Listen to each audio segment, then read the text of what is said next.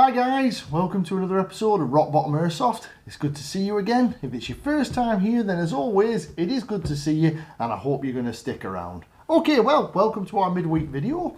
Those of you who follow the channel will already know I normally look to upload 2 videos a week. We normally do one midweek on a Wednesday. That's normally gameplay related footage. And then at the weekend, normally on a Saturday, we'll do our studio videos, which is where we are today, here in the studio. And we'll normally look at everything Airsoft, bit of tech, gear, replica reviews, unboxings, and everything in between in our great sport and hobby that is Airsoft. But today, as you might have noticed, is Wednesday, and we're in the studio. So it's a bit of a change up this week. The reason being is I have some gameplay footage from the last game I was at. Last week we did a bit of gameplay footage from that.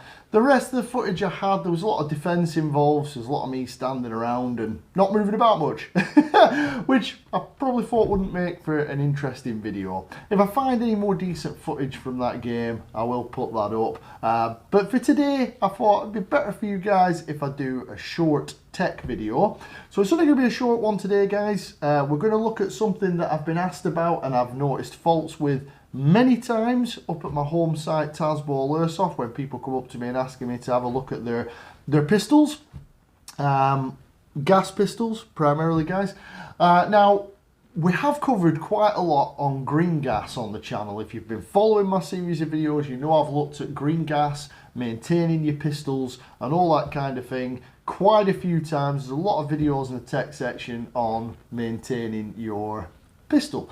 However, what I don't look at too much is CO2 magazines, because I tend to use green gas, guys. I don't use a lot of CO2. However, I do have CO2 pistols, and I have noticed a number of issues occurring for guys on sites, CO2 pistols. So what we're going to look at today is how to care for and keep your CO2 magazines in tip-top condition and hopefully avoid or delay any of the wear and tear faults that can normally occur with them. So what we're going to look at first, well, the CO2 magazine that I've got in front of me here is a G series magazine. Probably you guys will be familiar with these. This is a G series CO2 magazine. Now, one thing I would always say is that if you're going to be using CO2 in your gas blowback pistol, as I've always said, make sure that your pistol is ready to take CO2. A lot of pistols will be sold as a CO2 pistol, so they'll only come with a CO2 magazine, so you're fine with those.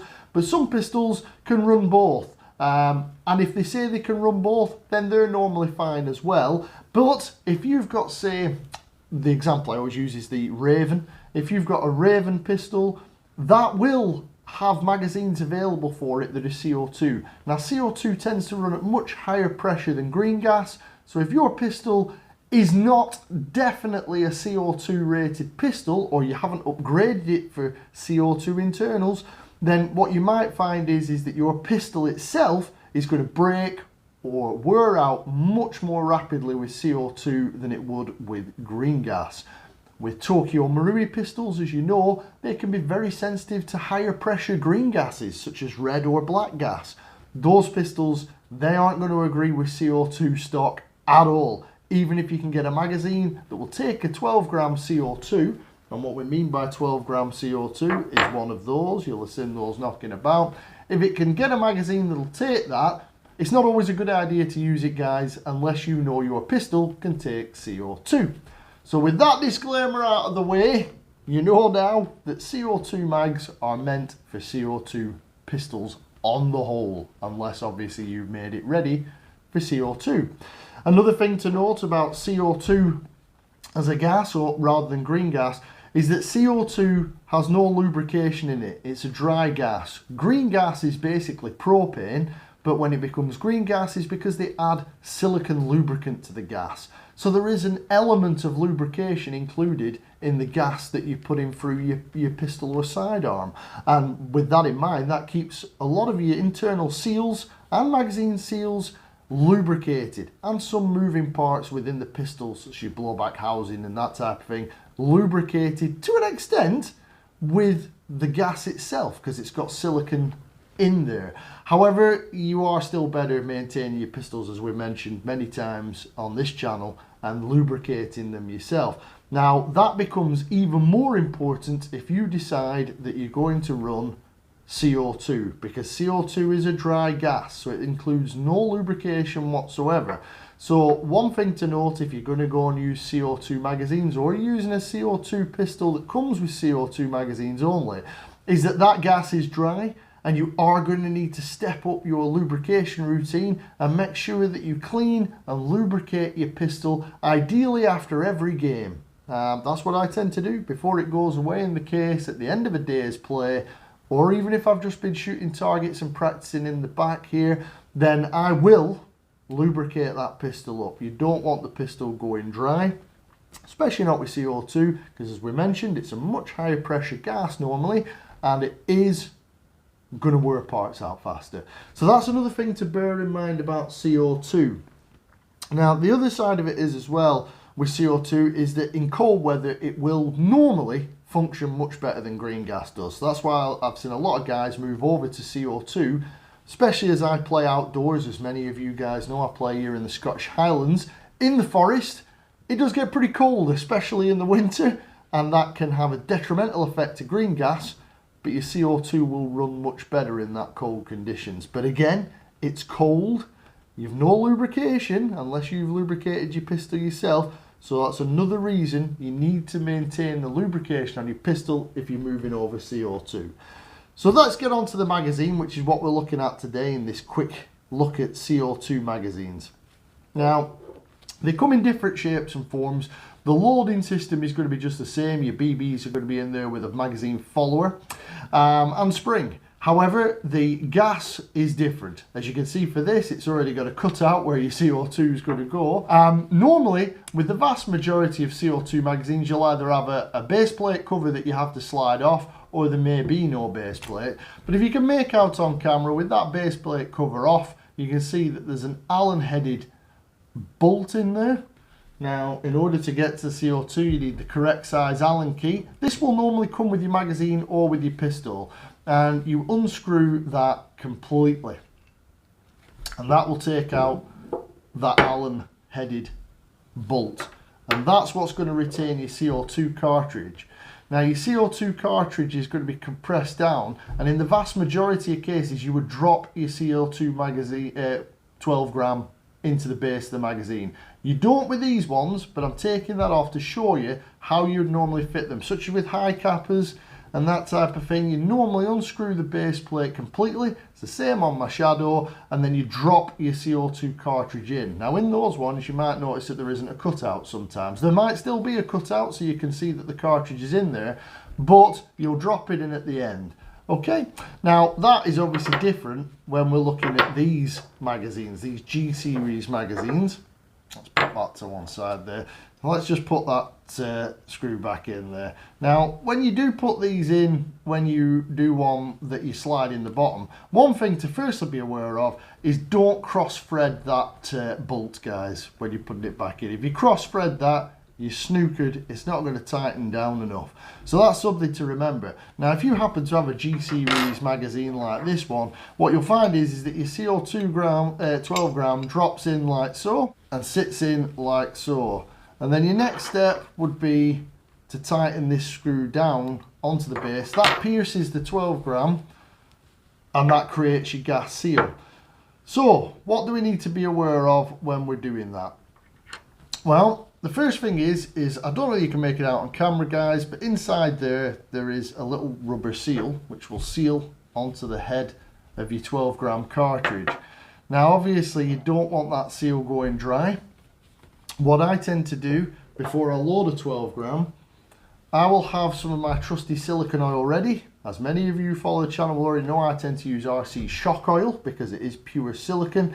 I've found that it's in this 900, it works absolutely fine, and it's good for maintenance and all lubrication required. What I would do is I would pop a dab of silicone oil onto the end of the 12 gram cartridge. What you'll find is that it'll end up being a big bubble of silicone oil on there, which is great. And then when you pop that in there, that's going to create a good seal. It's also going to lubricate that seal at the end of there as well. And that's what I do with every 12 gram that I load. and that enables them to keep that seal lubricated. It also puts a little bit of silicone oil into the gas that comes out, lubricates the internals of the knocker valve, and so on and so forth. So it's well worth doing that. That's worth remembering, guys. Not many people seem these days to do that. I know it was a thing that went on for a while, but I still do that. You put a bit of silicone oil, as I say, just a blob of silicone oil on the end of your 12-gram cartridge before you put it in. So that's the first thing that I'd recommend. The next thing I'd recommend is that when you're tightening this down, let's just get this back in place for you, make sure that you're using the correct Allen key. Now in some instances there won't always be an Allen key. You might have a cross head on there, so you can use a big screwdriver, or even in some cases a coin to turn it tight. Now another fault I've come across is guys over tightening these. When you tighten that down, you tighten it down to a point where you'll hear a hiss from the 12-gram as it starts to pierce the 12-gram cartridge. Then tighten it a little bit more until it goes quiet. You don't need to tighten it any more than that, guys. If you keep tightening, you'll be able to tighten this right down and you'll get loads of pressure onto that 12-gram cartridge, and what you'll find is you can't get it out. It'll be really, really tight and really hard to get out. And if you've got it in that tight, guys, then the chances are that you're damaging that rubber seal in there. You could also be damaging the puncture valve that's in there as well. So what I would recommend is you screw that down until you hear the hiss, and then tighten until it goes quiet. And then once you can't hear a hiss anymore, it's sealed up. You don't need to tighten anymore, guys, okay? So that's a common thing as well. Over tightening of the bolt, using the wrong tool to tighten the bolt in, which strips it, and then you can't tighten it anymore. You're going to need a new one, or cross-threading that bolt is going to cause you major problems. So where are we at so far? Dab of oil on your CO2 12-gram when you put it in.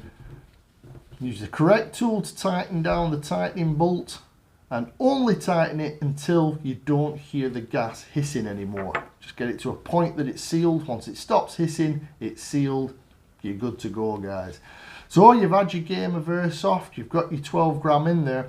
Now there are some arguments with green gas for leaving gas in the magazine, and indeed I do leave gas in my green gas magazines because, as we mentioned, there is silicone oil present in green gas, and there is a logic that that will keep your inner O-rings lubricated from the inside. So there is an advantage to leaving gas in there. Now with the CO2, I tend not to leave the CO2 cartridge in. One, because I found that they can seize to the coupling here, where your seal is. I've also found issues that they can dry out the seals because of the CO2 that's present in the 12-gram cartridge. So what I tend to do, guys, is I tend to purge the magazine and leave the magazine empty as it is now. However, once the gas is out, I'll take my silicone oil. I apply silicone oil to the knocker valve at the back around here, a good blob round there. I apply a bit of silicone oil to the seal at the top here, the rubber seal that mates up with your pistol, where the gas is ejected. I will also apply a dab of oil into the mating seal there, where your 12-gram is pierced. If you want to be completely on there, you can put a little bit of a dab of oil onto your bolt as well, so that that doesn't seize up as well. And that's it, guys. I'll do that after every game I've used the pistol at. Bit of oil on there, bit of oil on there, and a bit of oil in there, and then that's good to store away with no gas in it, which is different obviously to a green gas magazine. And then, as we mentioned earlier, I would then look at doing my normal lubrication routine on the pistol itself. I would make sure the pistol is nicely cleaned up and lubricated before I put it into storage. And that's about it, guys. That's the main differences with CO2 that I would consider. So as a recap, make sure you don't over tighten this bolt. Make sure you don't cross-thread it, use the correct tool for it, usually the one that comes with it. A dab of silicone oil on the end of your 12-gram CO2 cartridge. CO2 cartridge goes in. Don't over-tighten it till you hear a hiss, and then tighten a bit more until it goes quiet, and then you know you've got a seal. At the end of the day, purge the gas from the magazine, silicone oil on your knocker, silicone oil on the seal at the top here, and silicone oil in this rubber seal here as well, and then that magazine is good to go away for storage. As we mentioned, some will have that fitting mechanism where you slide the CO2 in from the side, mainly on these G series magazines, but a lot of them, the vast majority I've come across, you'll have to undo a larger bolt at the back here and drop the CO2 in and then tighten up on that. Now remember, I can't stress that enough, don't over tighten, because it makes it really hard to get them out sometimes, and if you can't get them out, that does mean that you're damaging that seal. But lubrication is key again, guys. Keeping these magazines and your sidearm lubricated, especially on CO2, is going to help you have a better time. So if there's any other tips anybody can think of for CO2 magazines, let me know in the comments. I will always respond to a comment. Might not get back to you straight away, but I will always respond. And if you did enjoy this video, and I hope it did prove useful for you guys and you did enjoy it, then please drop a like on it. And apart from that, if you've been enjoying my series of videos, then as always, do get subscribed to the channel. That way you won't miss any of my uploads or any changes like we've had today, where we end up doing a bit of a small tech video. I'm sorry again, guys, that it's quite a short video today, but like I say, I have come across these problems before. Don't let your CO2 gear go dry. That's the biggest thing I can say. Keep it lubricated. But apart from that, guys, thank you very much for watching, and I look forward to seeing you in the next one.